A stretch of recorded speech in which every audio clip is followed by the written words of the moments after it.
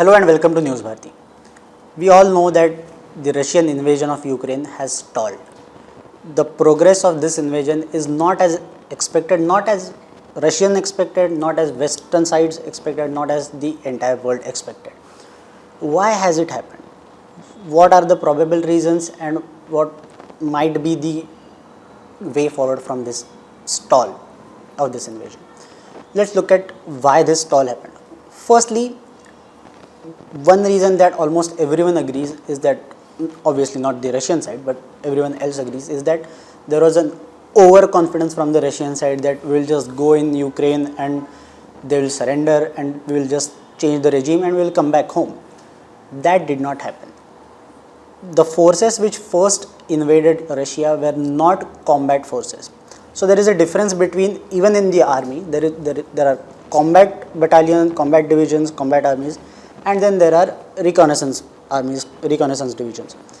These first battalions and divisions were reconnaissance divisions and battalions, which are equipped with light vehicles, light tanks, light armored vehicles.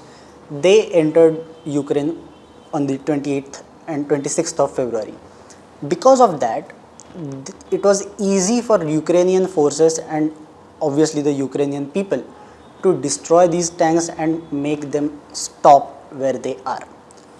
Now, if you look at the map of Ukraine, the south of Ukraine is, except for the part of the port of Odessa, from the Donbas region to the Kherson city, which Russian forces have now captured, all this area is now under Russian control.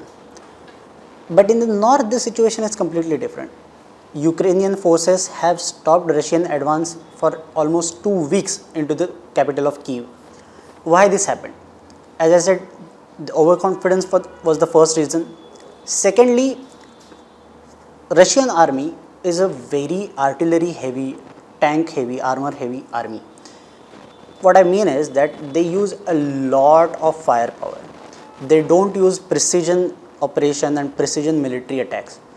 They destroy cities. That is their doctrine, that is how they fight wars. Now, the Russian army, for the first time, they did not try to destroy a city in the beginning of that war. If you look at the Russian army, even in the history of Soviet army, let's first look at Second World War. In that Second World War, Russian army lost millions of soldiers. For the first 6 months, Russian army just kept the Soviet army at that time just kept losing millions and millions of men. Then after 6 months, they got their act together and then they started pushing the Germans back. Again they started losing towards Stalingrad. Again they started winning and then started pushing back. Again they started losing at the Battle of Kursk. Again they started pushing back and then they went up to Berlin. Even after the fall of Soviet Union, the first Chechenian war of 1995, same thing happened. Just Russian tanks rolled into the city of Grozny. Everyone was destroyed. All the tanks were destroyed. Later, they just surrounded the city. There was a practical siege of the capital of Chechnya, that is Grozny, and they flattened the city. They bombarded each building. They flattened each building. They fired 1 artillery shell per second for the entire year. There was no building standing in the city of Grozny. That is one thing that we have seen. Second thing, the third thing actually, which we have seen is a different operation where they did not bomb the city even after a while, even after surrounding. In the Syrian city of Aleppo, when Russians invaded there, they just laid a siege and they basically starved people to death. Everyone was starved. People did not get food, medicines, anything. There are reports, alleged reports, that when international medical organizations, they said that we will help people go there. When they release these lists that we will have a camp here for the humanitarian basis, these are lists which are published so that no side, either the Syrian or the Russian, no side, I mean the rebels or the Syrians, no side would attack these locations. But these locations were attacked so that they will get no help and the siege would be successful. Kiev is looking at these two extremely drastic and horrible scenarios. These are two possible scenarios. One is that the Russian forces, the 40-mile long convoy of Russian tanks and artillery, etc., all the heavy artillery, this convoy might surround the entire capital of Kiev. They are doing that, they are on their way to do that, and after surrounding it, they can just bomb the city and they can flatten the capital Kiev, or they can simply just siege it and make people starve to death like they did in Aleppo. These are the two scenarios in front of the capital Kiev. Now the third reason why this must have happened, this stall of Ukrainian invasion by the Russian army, is that if you see, even in the Second World War, when there were panzer armies, there are things called panzer armies, which is that tanks have their own armies. They don't go one tank with some infantry soldiers. There are panzer armies, there are tank armies. In this invasion, firstly, in the beginning of this invasion, they were only deploying BTGs, that is battalion tactical groups. So battalion tactical groups are very small in numbers. Battalion, then there is division, then there is army corps. What happens with battalion tactical groups is the battalion tactical groups are very small in numbers. If you deploy army divisions, if you deploy army corps, the tank corps, then the actual effect of that armor starts crippling in on the opponent, on the enemy army. Same thing happened with France and Germany during Second World War, when the French tanks were actually better than the panzers, but the French tanks were in very few number. There were 3 or 4 tanks with infantry column, which were basically to protect the infantry. But Germans deployed their panzer armies to fight these infantry division, and they basically massacred them. That is something the Soviets have learned over the years, and that is something they practice on a large scale.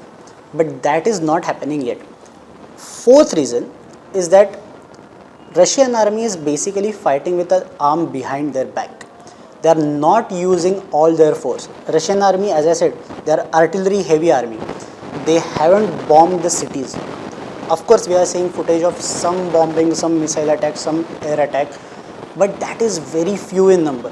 What Russian army does, what Russian military does, is they flatten the whole city. They do not leave a single building standing. Because of that, the enemy forces get psychologically as well as militarily crippled. That has not happened yet. The Russian army is trying to minimize their civilian casualties of the Ukrainians. Because of that, Russian army is fighting with an arm behind their back. Russian armies have not used carpet bombing yet. They haven't attacked the civilian area. They haven't attacked. Even the military targets which they have attacked are basically the air bases and the military bases, not the army personnel at large. Because of this, the main doctrine of Russian army has not set in yet. There is no way, and I know it's very heartless to say, but there is no way Ukrainian army and Ukrainian people can get away from invading Russian army. There is no, it's the the Russian army is just so huge and so technologically advanced compared to the Ukrainian army that there is no way that Russia is going to win. Fifth and the last part of this video would be that we all saw this video of Volodymyr Zelensky, the Ukrainian president, who talked about everyone being there in the city of Kiev. Everyone is there, nobody is fleeing. Now, I'm sure most of you thought the same, and even I was thinking of the same thing, that it's a good thing that a leader is there during the invasion and the leader is there in the capital with his people. Because a few months back, around 6-7 months back, on the 15th of August, we saw Ghani, the Abdul Ghani government of Afghanistan. He just fled. There was nobody there when the Taliban invaded Kabul. There was nobody there. So this was for a change something, a leadership that we all saw and we all appreciated, we praised. But now that you think about it, it's a very bad move. There are only 2 leaders in history, in the modern history, who did such a thing. One was Hitler during the Battle of Berlin, when Soviet forces surrounded Berlin, and he still did not leave because he wanted to die in the city of Berlin. With that, what happened was no civilian was allowed to leave. All the civilians were there in the city of Berlin, and almost 1 million civilians died in the Battle of Berlin just because Hitler wanted to stay there. That is exactly what is happening in Kiev. That is exactly why there are so many civilians still in the city of Kiev, because Volodymyr Zelensky is there. Once Russian artillery attack starts, it will be random. It will be even on the civilian target, which is why Russians are saying that just let civilians go. Civilians can go from this route to any of your borders, because they do not want to kill Ukrainian civilians. I talked about the two leaders doing that. The second was Stalin, leader of USSR. He did the same thing in Stalingrad and Leningrad, where he did not allow civilians to leave their city, so that the soldiers of USSR would fight with more eager and more passion to defeat the Nazi army. That is what happened in Stalingrad and Leningrad because of Stalin, and that is exactly what Volodymyr Zelensky is doing. If you want to fight, if you want your country to fight, you do not stay in the city, you do not stay in the urban area, because that's where people die in huge numbers. If you want to do that, you do what Ho Chi Minh did in Vietnam, you do what Amrullah Saleh did in Afghanistan just last year. You go into the rural areas, you go into the you go into the mountainous areas. You do not stay in urban areas to minimize casualties of civilians, of your own civilians. But Volodymyr Zelensky has actually done the exact opposite thing. He has actually stayed in Kiev, because of which more and more innocent Ukrainian civilians will lose their life in this invasion. If you like this video, please hit the like button, subscribe to our YouTube channel, and press the bell icon so that you can get notifications of our channel. Thank you.